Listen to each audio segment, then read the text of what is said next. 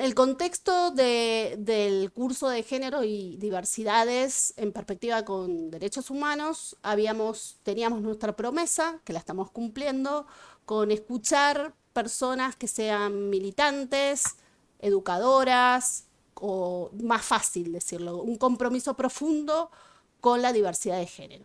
Y ante nosotros tenemos a Samira Armengol, que nos va a contar un poco quién es, a quién representa, y ella es una voz súper autorizada por excelencia y por experiencia en Panamá.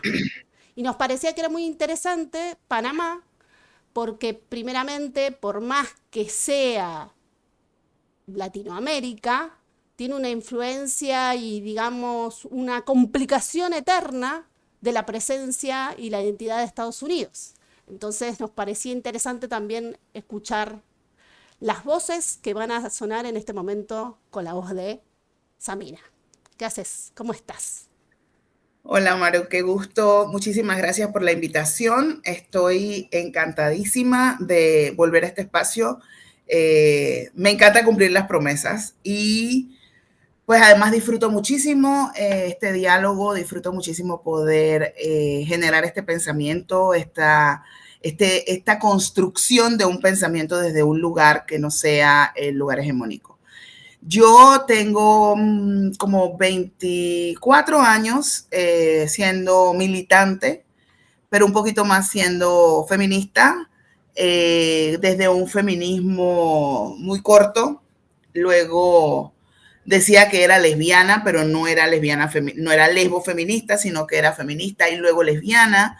Y he pasado como por mucha fluctuación ideológica.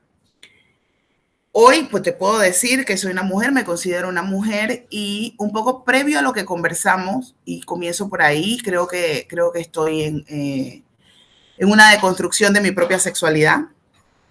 Y a partir de este tema de la sexualidad, fundé una organización enfocada ya en el lesbofeminismo y dije, ok, lo asumo como una cuestión política que responde a las exigencias de un Estado que necesita institucionalizar incluso la militancia. Y como dijiste, es parte del enquistamiento colonial que tenemos en Panamá. Hasta nuestra militancia, hasta el activismo, tiene que responder a una formalidad institucional.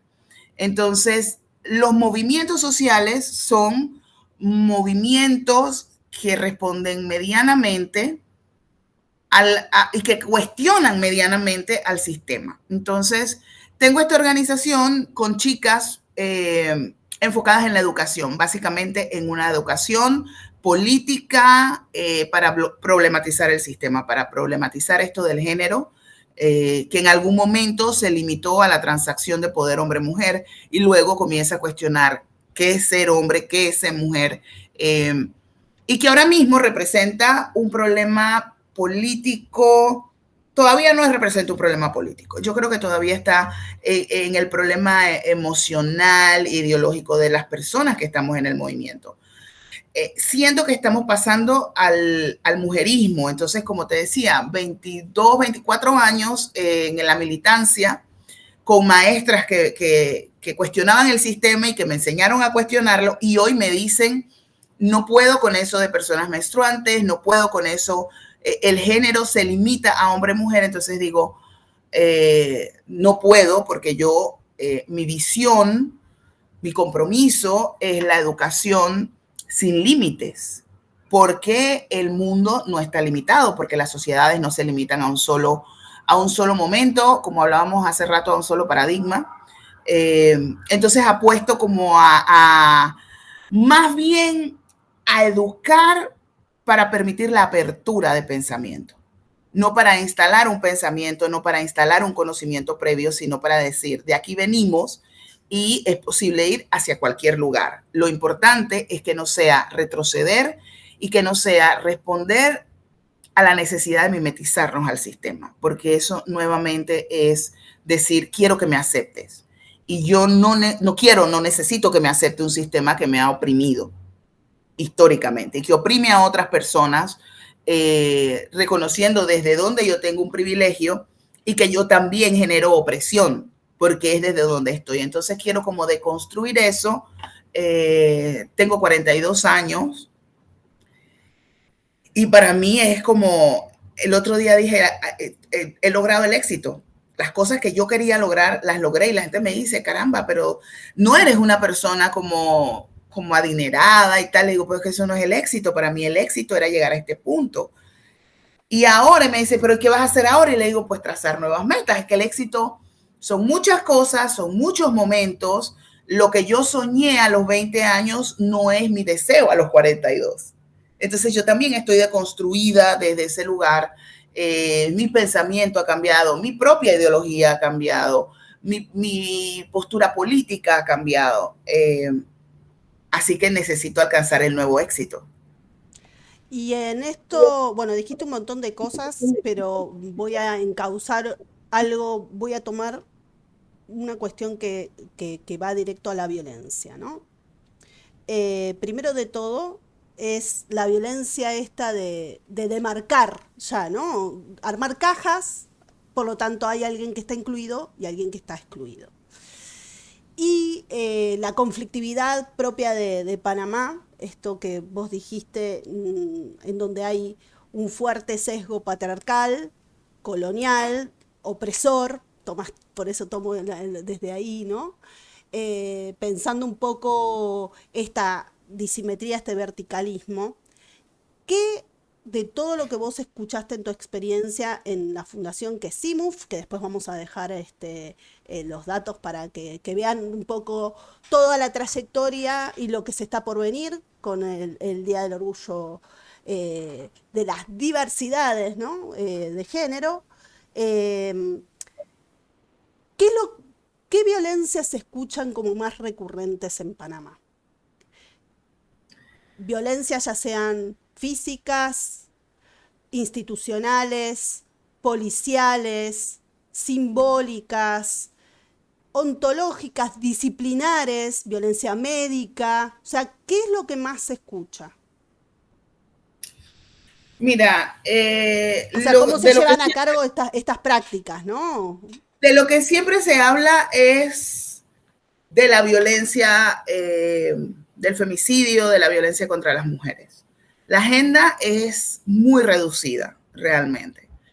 En el discurso solamente hablamos de la violencia política contra las mujeres, de la necesidad de cuotas de paridad, estoy hablando desde el movimiento de mujeres, y de la necesidad de contrarrestar, eliminar y responder ante la violencia que recibimos las mujeres.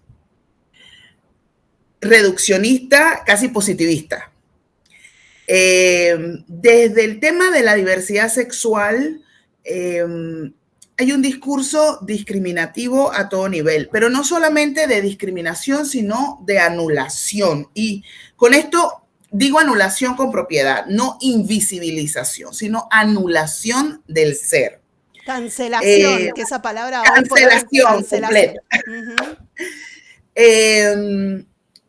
Y dentro de estos dos grupos que, digamos, uno ha estado más disminuido que el otro en términos de visibilidad y de políticas públicas y de toda la cuestión, ambos reciben el mismo nivel de violencia, no el mismo tipo de violencia, pero el mismo nivel de alta violencia desde las instituciones. Entonces yo lo voy a colocar desde ahí, como el gran paraguas, que es el Estado que no responde a ninguna necesidad a pesar del discurso. En el caso de las mujeres, no se ha legitimizado todavía el femicidio como un problema social. Se ha institucionalizado como una ley. Sin embargo, las estructuras no responden a eso. No responden a la necesidad real de proteger a las mujeres frente a ningún tipo de violencia. La violencia obstétrica es un tema que ahora se habla mucho, es una violencia que ahora se menciona, y como me la pregunta Basia, ¿cuáles son las que más se mencionan, de las que más se hablan? Pues la violencia obstétrica ha sido muy cuestionada en todas las formas. Y yo no me voy a quedar solamente en la parte de la violencia hospitalaria, sino que se me ocurre ahorita avanzar, ampliarlo a una violencia obstétrica que secciona a las poblaciones. Nosotros tenemos una legislación que dice que las mujeres, para poder operarse, para poder acceder a, pues, a la castración formal de no tener más hijos, debe tener 27 años y 3 hijos por lo menos.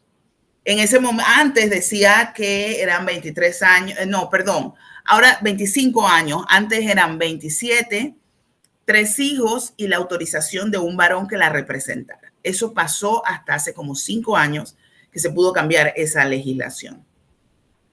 Y ya no se necesita técnicamente la autorización de un varón, pero que un médico que lo certifique. Entonces tenemos un problema de madres adolescentes, tenemos un problema de pobreza, tenemos un problema de incapacidad del Estado de responder a las necesidades básicas de esta población.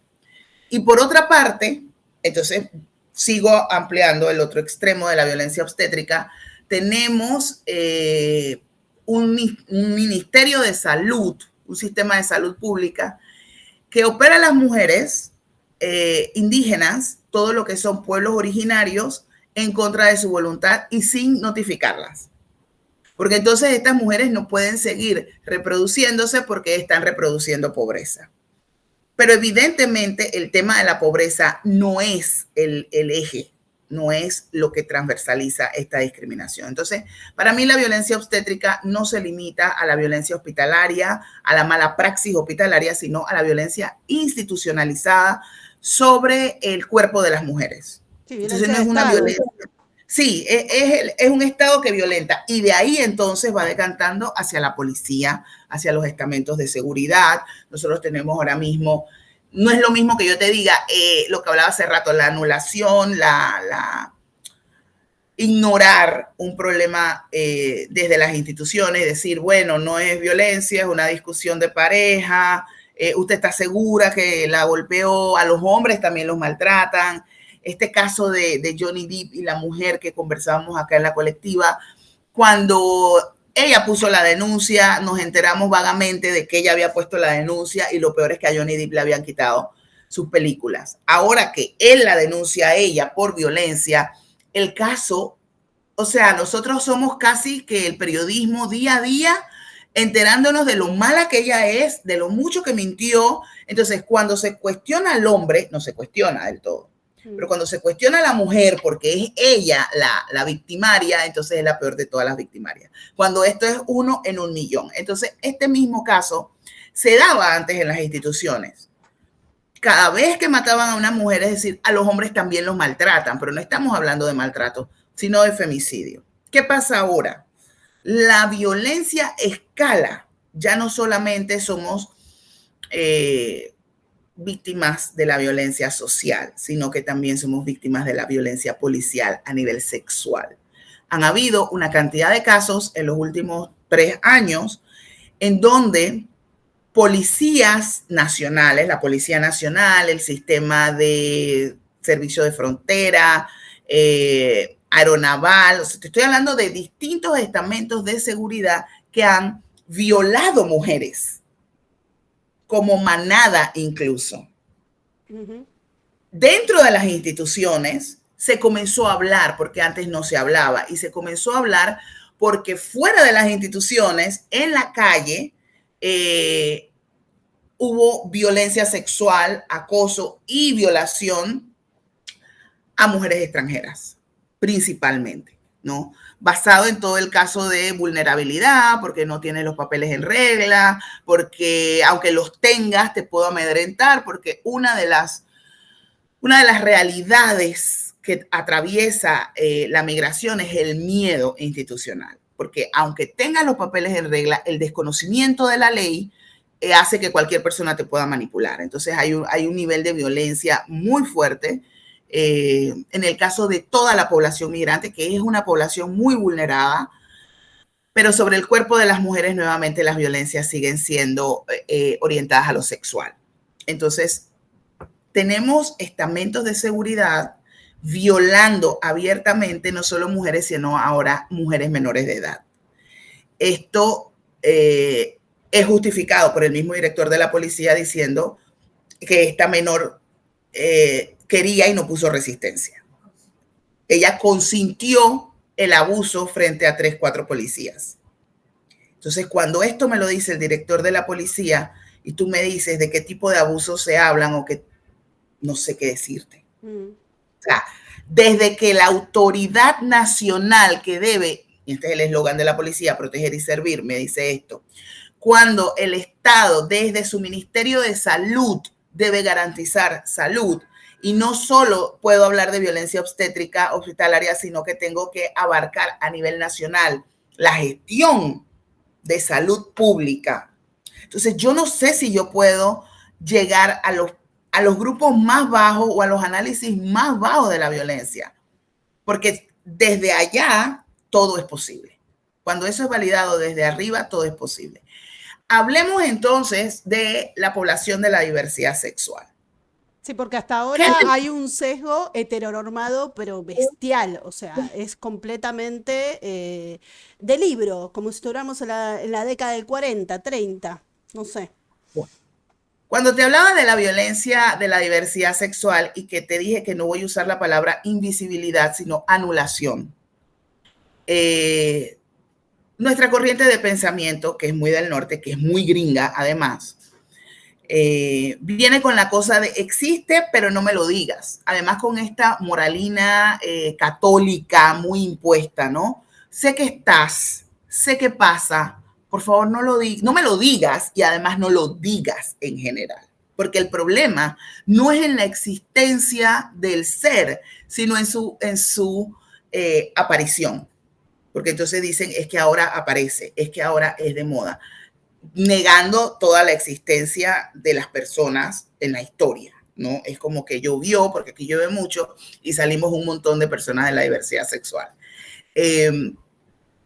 Pero como grupo más vulnerable ha estado históricamente visto a las mujeres, entonces todo lo que tiene que ver con diversidad sexual ha estado asumido al tema de el género, validándose en el género, entonces ahora ha pasado a ser un problema también para el género, ¿no? Visto desde el único lugar donde ha sido visto siempre, una transacción de poder entre hombres y mujeres.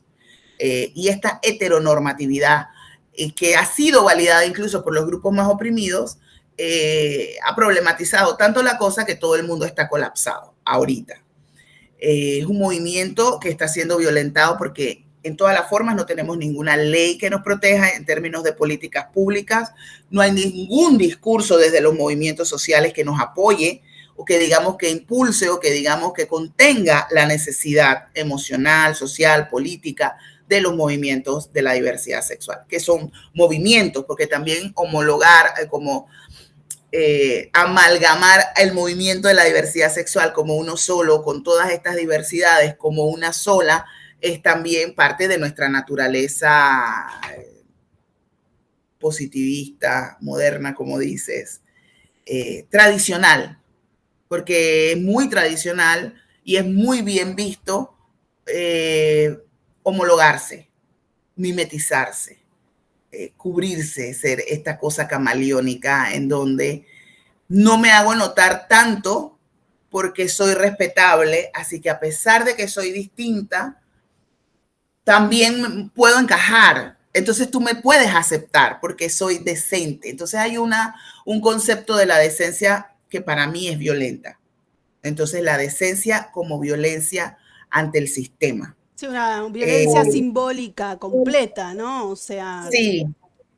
¿y qué pasa cuando esto pasa en todos los estratos sociales o porque creo, si no mal, no lo fijé en mi cabeza, que hay, eh, creo, una actriz, cantante o algo así que llegó a adoptar un niño o una historia así? O sea, ¿hay algún espacio o sector que permita, quizás ya que son tan positivistas, que el dinero sea como un espacio de inmunidad y protección, por ejemplo, alguien famoso que ha podido salir del armario o declararse abiertamente gay, lesbiana, Y después, aparte de todo esto, vamos me da risa porque siempre es como la paleta de colores, ahí están los colores extremos, ¿no? En la discapacidad, el color extremo es la discapacidad intelectual. Y hasta ahora es como que hasta en eso somos tradicionalistas. O sea, la cuestión heteronormada, binaria, cuando ya empezamos al no binario y cuando empezamos al mundo trans, es como que ya se complejiza demasiado y es lo más vulnerable. Entonces, en primera instancia, ¿hay algún espacio en la sociedad donde se pueda tener una cierta inmunidad, un cierto cuidado?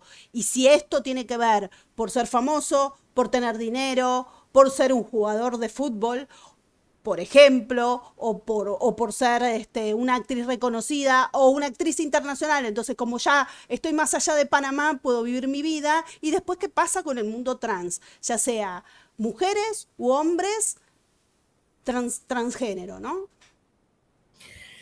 Listo. Viéndolo así, el siguiente nivel de violencia lo vivimos dentro de la misma diversidad sexual. Todo esto que hemos hablado sobre lo binario se reproduce dentro del mismo movimiento. Como te había dicho hace rato, inclusive los movimientos sociales más extremos, somos, bueno, reproductores de todo tipo de violencia, pero además aquello que no es el otro y que ahora es el otro, no es ni siquiera aceptado, no es reconocido. Y si no es reconocido o validado dentro de nuestras propias luchas, muchísimo menos fuera. La violencia que reciben las personas trans es impensada. Aquí se hizo una ley de discriminación, antidiscriminación, y para que esa ley pasara se eliminó a la población de la diversidad sexual. Todas las demás poblaciones están contempladas. Entonces, para que vayas viendo, bueno, este nivel de violencia que estamos viviendo. Y en el caso de los crímenes de odio, no están reconocidos como crímenes de odio. El Código Penal no lo reconoce porque además nosotros no somos una población que odia, de paso. Somos súper amorosos, los panameños nos encanta el amor y nos encanta esta cosa de sentirnos pues muy así como muy familiares. Echarle la culpa al Caribe. Eso me parece sí, como no, que endulza, ¿no? Todo. el sol, yo siempre digo que es el calor lo que nos lleva a donde estamos. Entonces, Como destino turístico, más vale que no se los tache de nada y no sean conflictivos. Son un destino turístico. es que además en Panamá, esta colonia que todavía tenemos instaladas de agradar al amo, ¿sí? Y como eso nunca terminó de estar, nunca hubo una ruptura real y no la ha habido. Finalmente hubo una ruptura simbólica cuando se lucha por el canal y entonces nos devuelven nuestros territorios. Pero eso es simbólico porque Estados Unidos sigue estando instalado aquí y, bueno, con todas las formas que pueda estar instalada, pero además militarmente, igualito. Entonces, nosotros nunca dejamos de ser colonia como país. Pasamos de España y fuimos vendidos a Colombia y luego Colombia nos vende a Estados Unidos. Entonces es esto de que quiero agradar al amo. Nosotros no somos un país de confrontación, ni siquiera en el diálogo. Por eso te digo que los mismos movimientos sociales se venden al Estado y necesitan al Estado. Nosotros para tener una validación de movimiento necesitamos agradar al sistema. Eso por una parte. Luego, en este caso del agradar al sistema, replicamos la heteronormatividad dentro de las personas trans, que no se les reconoce que son víctimas de crímenes de odio, que no se les reconoce a menos que repliquen la heterosexualidad. Que las mujeres trans deben mantener esta femineidad hegemónica y esta heterosexualidad hegemónica. Entonces, por ejemplo, nosotras dentro de la organización trabajamos con chicas no binarias. Entonces está eso, sí, yo me puedo asumir mujer, pero fluyo y tengo otra chica que es trans, pero dice soy lesbiana, pero además de ser una chica trans lesbiana y que ahí hay una ruptura, nosotras mismas nos hemos visto violentándola porque no es lo suficientemente femenina. Entonces, ¿cómo espera que la asuman trans? Entonces, estamos en un cuestionamiento que nos toca hacer a lo interno, porque constantemente nos toca revisarnos. Si no nos revisamos, estamos cayendo en lo mismo de siempre, pues en lo histórico. Eh, y por supuesto que en la cadena de transhumanización, los hombres trans acceden a todos los privilegios sociales. Y las mujeres trans bajan como de categoría porque están renunciando a los privilegios del sistema.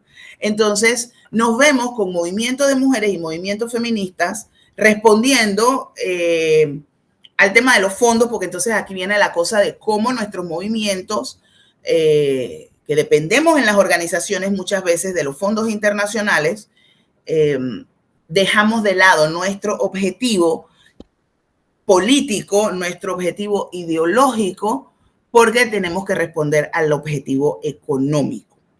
Entonces, si hay fondos para trabajar con las poblaciones trans, los movimientos de la diversidad sexual, los movimientos de mujeres, que son los que están, digamos, más en el tema de lo social, responden a los hombres trans, a dar respuesta y apoyo a los hombres trans, a dar visibilidad a los hombres trans.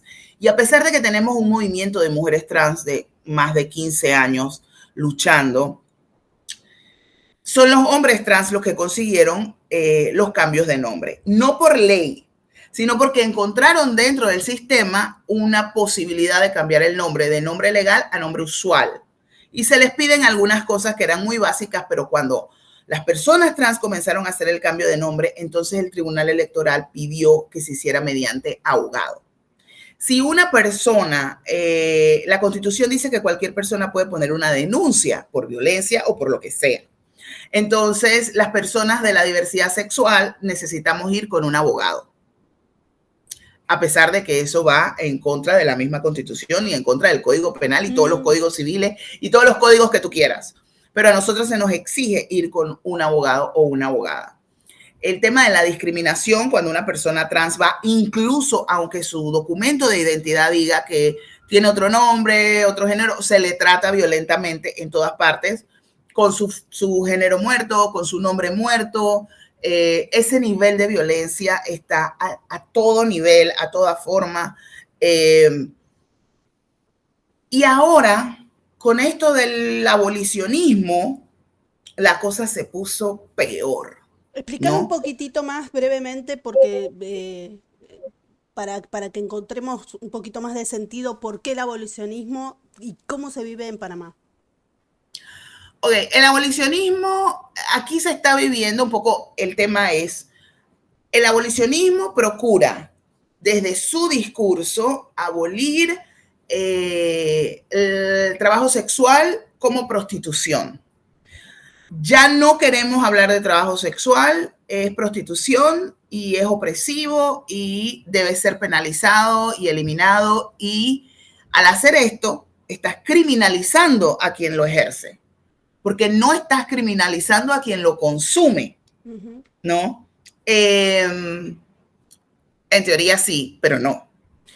Y para mi perspectiva, yo puedo entender que el trabajo sexual es el resultado de toda una sociedad opresiva y todo esto que tú quieras. O sea, no es más allá que el resultado de la violencia hacia las mujeres. Pero que una vez está instalado y yo no doy recursos ni emocionales ni sociales y tampoco hago una lucha real para garantizar los derechos de estas mujeres o de estos hombres o de estas personas, no puedo tener el derecho, y esta es mi postura, de quitarle lo único que los puede acercar hacia el respeto de sus derechos humanos, como un derecho a la subsistencia. Total. Porque lo mismo que les ha llevado a esta condición del trabajo sexual, prostitución, como desde el análisis de género, yo lo llamo prostitución, pero desde la visión de los derechos humanos, que, ojo, no necesariamente van de la mano, a mi parecer, yo respeto la visión del trabajo sexual como la única opción de subsistencia que han tenido y que siguen teniendo frente a la incapacidad de un Estado, de una sociedad, de darle otra opción, ¿no? Esto por la parte del trabajo sexual. Entonces, la cosa es abolicionar, acabar, fulminar con la prostitución. Esta es mi solución. O sea, elimino el problema, pero no doy una solución adicional. Luego está la cosa del género. Luego está la cosa del género, en donde cuestiono la construcción de género desde la visión, por ejemplo, de Butler, de Beauvoir, en donde digo que se construye. Y claro, esto fue un discurso que me sirvió como Estado, que me sirvió como movimiento en un momento específico. Pero cuando emergemos de los arbustos visiblemente la población sexodiversa, entonces el género y el concepto género se me convierte en un problema. Porque el movimiento de mujeres y los movimientos sociales están yendo hacia el mujerismo. Pero yo no sé si es que están yendo o que simplemente lo tenían ahí como agazapado, era como la cosa que subyacía sobre el otro discurso y que ahora cuando se enfrentan a que hay algo más y que es validado por este discurso de género, entonces ya el discurso de género no me gusta. Entonces es abolir el discurso de género y volver al discurso de que una cosa muy biológica básica, o sea, del biologicismo 1.0, ¿sabes? Sí, Es sí, como sí. lo veo. En el caso de la población que pueda salir, digamos, del closet porque tiene alguna garantía económica, alguna aceptación social, es muy poca en Panamá. Si ya tú has construido una profesión, si has construido una imagen pública, si tienes una aceptación social de alguna manera, no va a pasar. Nadie va a admitir esa sexualidad no tradicional. Sin embargo, si tú arrancas y partes y es tu orientación sexual o es tu género diversidad lo que hace que tenga fama o que de alguna manera te posiciona, porque es el tema de los chistes, de los influencers, de esta cosa que no necesariamente es seria. Entonces ahí sí ya encajas. Luego puedes tener cualquier otro discurso porque ya fuiste desde el principio aceptado en eso. Entonces decirlo desde un lugar en donde ya has sido aceptado, lo que hablábamos al principio, mimetizarte dentro de una sociedad, ser homogénea en tu imagen, en tu discurso, salir de ahí no va a pasar porque es perder todos los privilegios que has obtenido y tampoco te permite luchar. Entonces tenemos más aliados en el mundo de lo heterosexual que en el mismo mundo de las figuras políticas, figuras públicas del movimiento, ¿no? O de las personas que son de la diversidad sexual. Y ya te digo, hay personas del mismo movimiento que entonces el movimiento en Panamá es clasista, es blanco. Casi todos los movimientos aquí son muy blanqueados. Hegemónicos, claro. Sí, sí, sí. Muy institucionales, poco contestatarios. Entonces, bueno. Y sí, lo más radical es que yo me vista tipo ropa indígena, que ande siempre en sandalias, ¿sabes? Estas sandalias de cuero que no son bonitas, o sea, verme así muy apegada a la tierra, hablar de la Via Yala y no de la América. Entonces ya yo soy súper revolucionaria. Aunque en realidad sigo la misma práctica hegemónica de recibir los fondos del Estado, de ser la docente universitaria o el docente universitario. Entonces, esta credibilidad, pero que me hace súper revolucionaria porque tengo una estética. Entonces, nuestros movimientos más contestatarios se limitan a la estética y violentan todo aquello que nuevamente no entra ahí. Entonces, yo te puedo decir que no es como que la población por dinero pueda salir y decir es que ahora lo soy. No. Si siempre lo fuiste y tienes dinero, está bien. Si tienes dinero y vienes de afuera, porque además eso es mucho mejor, está bien. Si eres de clase alta, no te voy a cuestionar tanto ahora. La gente que lo es, que es de la diversidad sexual y que es de otras generaciones, no va a salir tal y como te dije. Si son políticos, políticas, no lo van a decir. Entonces, quienes ya están en una nueva generación y tienen esta cosa de todo el mundo supo desde el principio que yo era gay o que yo era lesbiana, entonces no hay rollo, porque ya se sabía, ¿no? Entonces me siento como más empoderada para dar discurso. Y, por supuesto, la sociedad reconoce y valida a ese tipo de gays. Gays, estoy siendo súper específica. esa es la validación. Entonces, nuevamente, el hombre blanco, Sí, la heteronormatividad va hasta en eso. el paradigma de lo aceptado socialmente, ¿no? Y este mismo grupo es el que ejerce violencia simbólica, violencia institucional adentro del movimiento frente a otros grupos, especialmente ante la población trans de mujeres. Vamos a un ping-pong, podemos hacer como un ping-pong rápido y ágil. Sí, sí, tú me dices. Creo que estuve como respondiendo un poco lo que me habías Sí, dicho. sí, no, con sobrado y además con muchos recursos, por supuesto. Accesibilidad a salud en el caso de la comunidad trans, ya sea de hormonas, acompañamiento terapéutico, nada. Inexistente desde el Estado, costosísimo desde sistemas privados muy reducidos.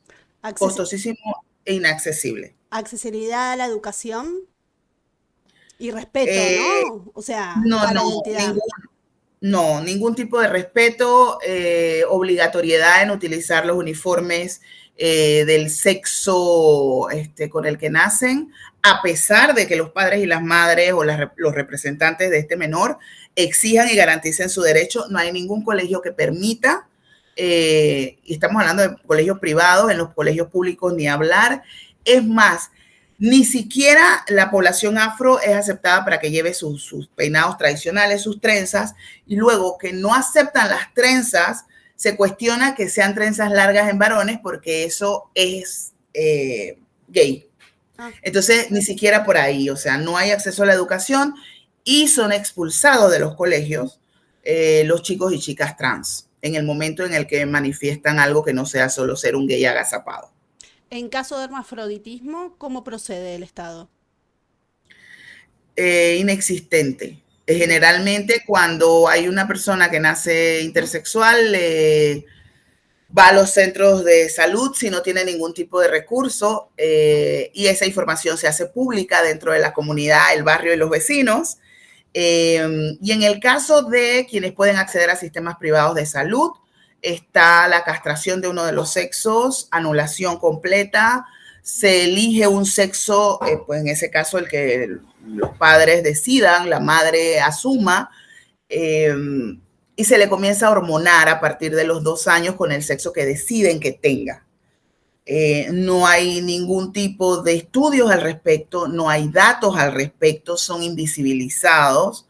Y el único caso que tuvimos acceso público fue una chica que en 6º año, ya terminando el bachillerato para graduarse de la secundaria, le dijo finalmente a su consejera, porque ya estaba en un momento de mucha sexualización ella como ser humano, y le dice, y vivió siempre como mujer, le dice a su consejera del colegio que ella era intersexual.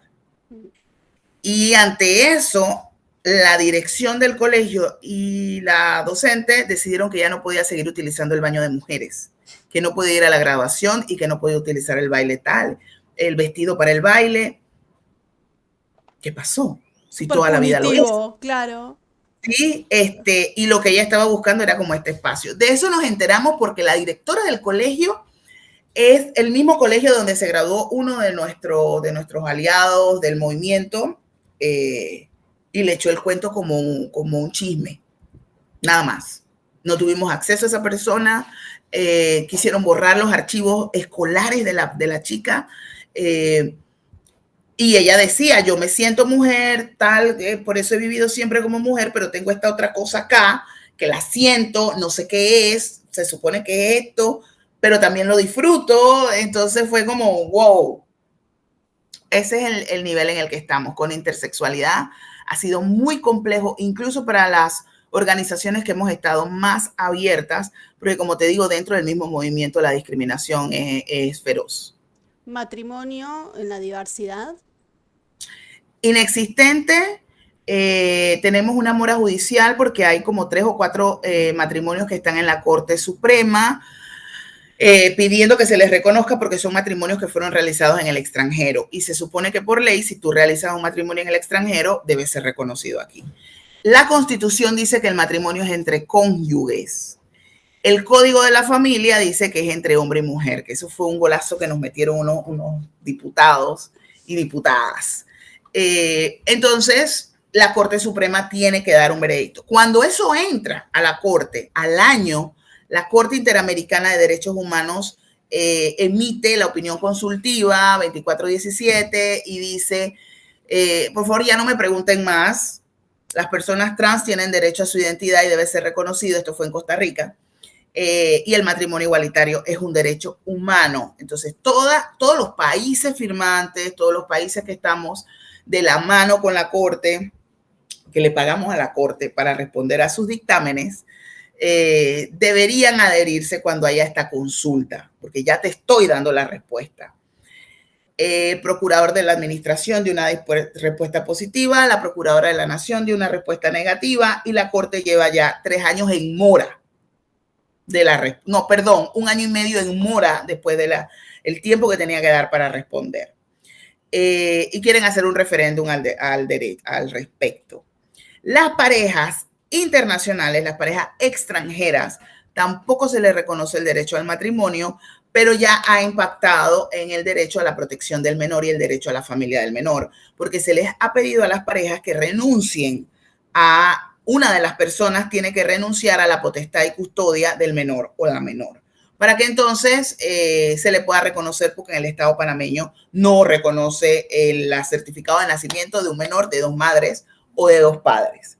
Tuvimos un caso de migración, hicimos un apoyo frente a eso y finalmente aceptaron que la menor estuviera y que una de las madres no renunciara. Pero ellas luego tuvieron que irse del país porque era imposible que su segundo hijo naciera aquí y que fuese reconocido. Entonces, no, hay una absoluta nulidad y rechazo desde la institucionalidad, pero creo que hemos hecho un trabajo interesante porque en los últimos años la aceptación social ha aumentado desde la sociedad. Me respondiste la otra que faltaba y ahora entonces te pregunto, ¿qué pasa con las personas mayores? En la diversidad de género y personas mayores. Porque siempre hay algo, no sé si viste, del mundo LGBTQ o de la diversidad sexual o la diversidad de género, es que parece como esos espacios solamente de juventud, músculo, gente joven y la posibilidad de estar con esta necesidad. Yo creo que esa idea es proporcional a lo que nos demandan la energía en adquirir los derechos. Claro, tenemos que ser jóvenes para bancarnos todos los golpes que nos dan los estados, ¿no? Pero, ¿qué pasa con las personas de tercera edad? Pues yo te diría que heredan el vacío institucional y heredan o les toca habitar en la despreocupación de quienes somos jóvenes, de quienes estamos en la edad productiva y reproductiva. ¿Qué pasa con lo reproductivo?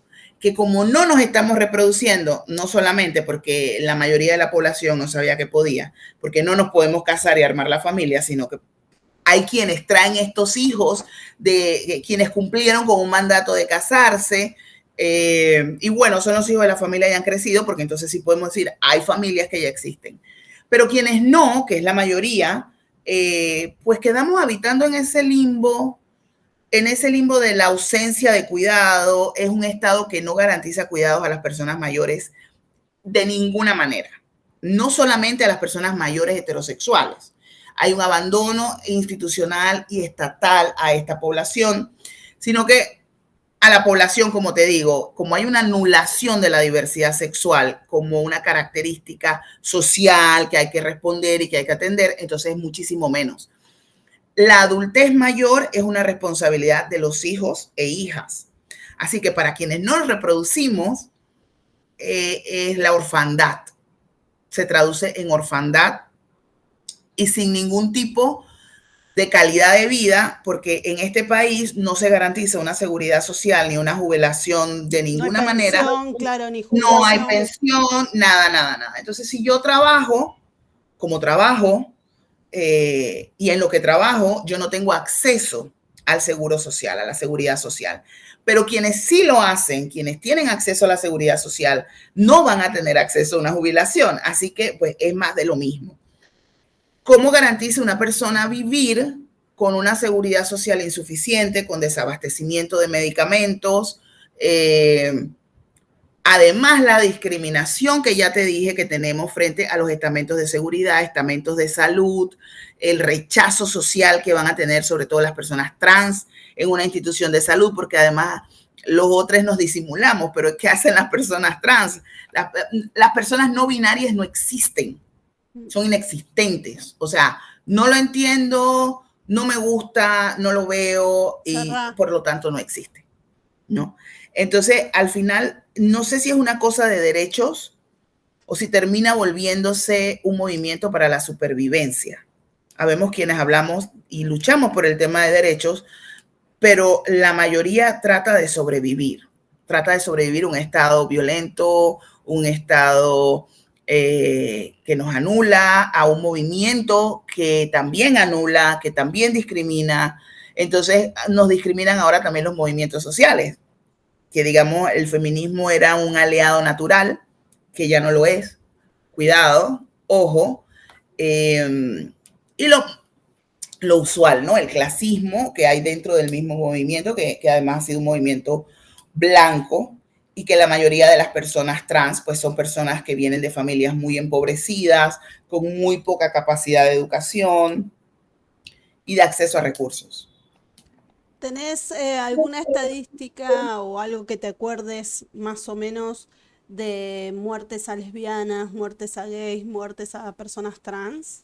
Como ya la consumación. No. Porque te lo digo así, porque con el panorama que vos decís y por lo que vas describiendo, siento que la invisibilización es tanta que también el Estado invisibiliza cualquier tipo de dato, incluso cuantitativo.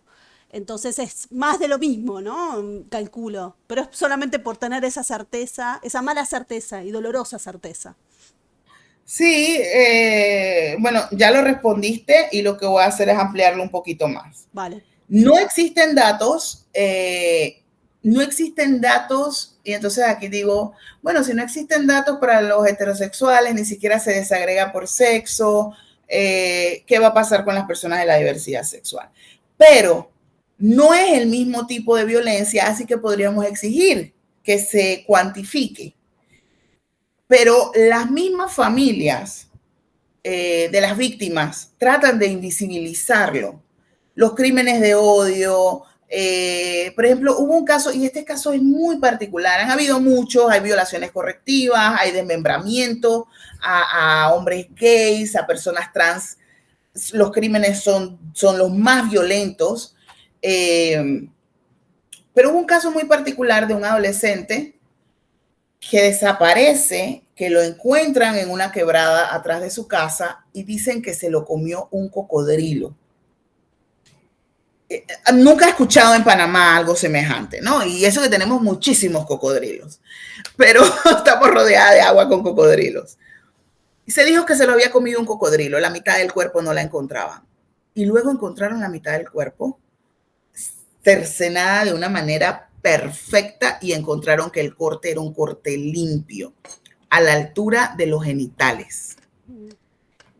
Un menor que había sido abusado por su padrastro, una madre que no denuncia, un menor que era gay y que yo no sé por qué tienen este pensamiento de que si un hombre violenta sexualmente a un gay, este gay se va a volver más hombre. Bueno, cosas extrañas del pensamiento humano. Y el silencio fue total. Se supo que no fue un cocodrilo, se quedó clarísimo.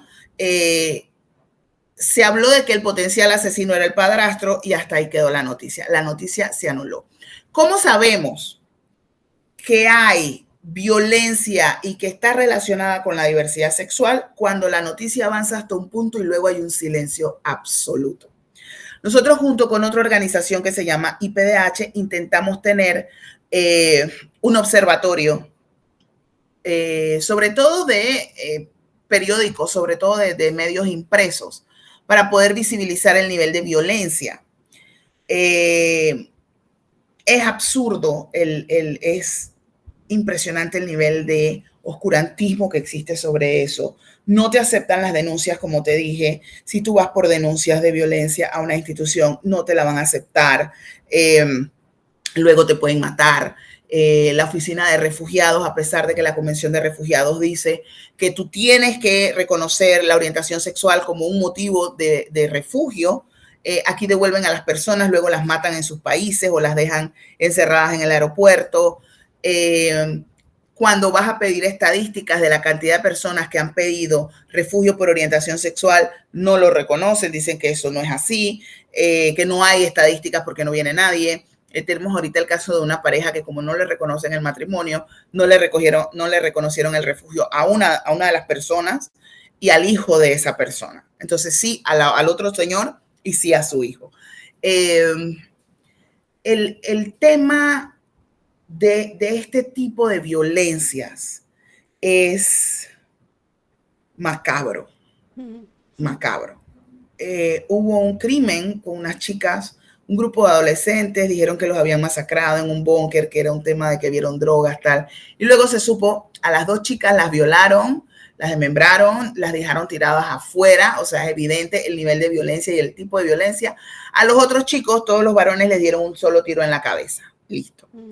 Al principio dijeron que a todos les habían dado el tiro, luego cuando van viéndose los datos, sí, el ensañamiento que hay con lo femenino, además. Sí, la antropología forense ahí tiene mucho que decir, me parece, ¿no? Es un lugar a donde habría que formar. No, ya me informan que una de las chicas de las parejas que eran lesbianas, su exnovio era un pastor. Esto sale a la luz e inmediatamente dicen que esto fue un crimen por droga. ¡Boom! Silencio. Entonces, no hay estadísticas, no solo por la negligencia del Estado frente a la cuantificación de su ciudadanía, sino que no hay estadísticas porque la misma familia lo oculta. Sí, porque la misma familia. Status quo. Y menos decir, bueno, ya se murió, pero o sea, ¿qué van a decir? Ay, la mamá de él, el papá de él, mira cómo quedó. La estigmatización, ¿no? Social. Y el fracaso que representa sobre todo para la maternidad, porque como es la madre la encargada de, ¿no? Entonces y la vergüenza para el padre, para lo masculino. Bueno, Samira, íbamos a hacer 2 entrevistas, hicimos una con todo junto y con muchísima riqueza.